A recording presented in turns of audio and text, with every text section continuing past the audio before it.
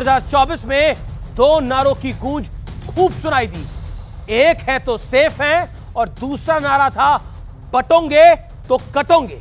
इन नारों पर खूब सियासत हुई, विपक्ष ने खूब सवाल उठाए, हंगामा मचा और आरोप लगाया गया कि इन नारों के पीछे ध्रुवीकरण की चाल है।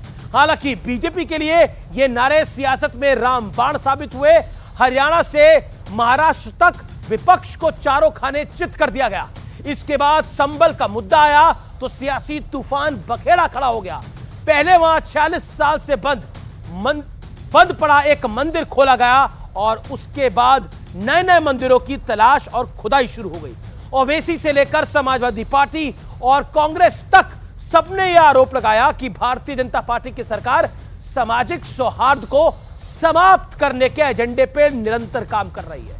तो दूसरी तरफ वक्फ बोर्ड के खिलाफ भी मोर्चा खुल गया है। लेकिन 2024 की पूरी सियासत हिंदुत्व और सनातन से जुड़े मुद्दों के इर्द गिर्द ही घूमती रही, या फिर यूं कहे सरल भाषा में सनातन ही सियासत की धुरी बन गया। तो क्या नए साल यानी 2025 में भी यही ट्रेंड रहने वाला है? आज आर पार के न्यू ईयर स्पेशल शो में इसी मुद्दे पर जनता जनार्दन के बीच सबसे तार्किक चर्चा होगी, सबसे सार्थक संवाद होगा। अभिनंदन है आपका आज के कार्यक्रम में सत्य, सनातन और सियासत 2025।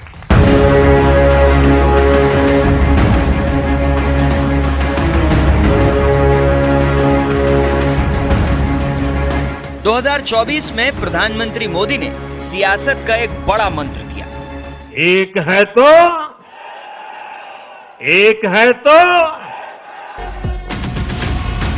इसके बाद जब बांग्लादेश में हिंदुओं के साथ क्रूरता की खबरें आई तो सीएम योगी ने भी एक बड़ा नारा दिया, बटेंगे तो कटेंगे। बांग्लादेश में देख रहे हो ना, तो वो गलतियां यहां नहीं होनी चाहिए। और फिर पूरी सियासत इन दो नारों के इर्द गिर्द घूमने लगी और बीजेपी को इसका जबरदस्त सियासी फायदा भी मिला। लोगों को बोलते हैं बटेंगे तो कटेंगे। अरे ये काम कोई टेररिस्ट बोल सकता है, आप नहीं बोल सकते। और मैं मोदी को जवाब दे रहा हूं, इंसाफ है तो इंडिया सेफ है। इसके बाद संभल में जामा मस्जिद के सर्वे का मुद्दा सामने आया, जिसे लेकर पहले काफी हिंसा हुई और फिर एक के बाद एक नए नए मंदिर, कुएं और बावड़ी मिलने का दौर शुरू हो गया। संभल से लेकर बुलंदशहर तक, मुजफ्फरनगर से कानपुर तक दशकों से बंद पड़े मंदिरों को खोलने का सिलसिला शुरू हो गया। ये ऐसे ही ढूंढते रहेंगे, खोदते खोदते एक दिन अपनी सरकार को भी खोद देंगे।